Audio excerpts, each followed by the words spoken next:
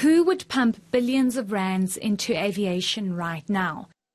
This is on the minds of thousands of workers at SA who have been told that Public Enterprises is planning to restructure the old SA to create a new one. The department wants a profitable and viable airline, but some details still need to be ironed out.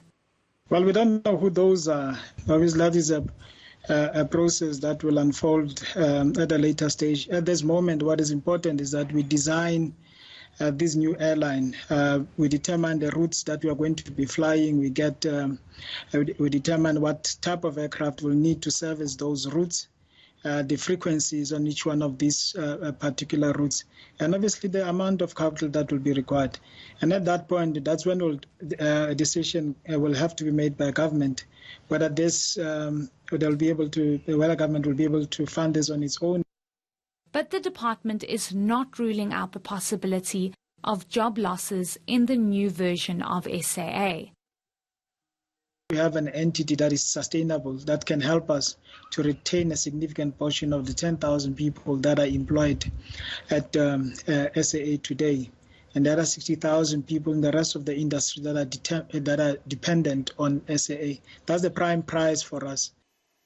Meanwhile, a former SAA consultant who worked under former CEO Vuyani Jagana says SAA must find a way to cater to demand. What we have to do is to think about the long term. From now on, in the next 4 or 5 years, what it is that we can recover. Can SAA be restructured? No.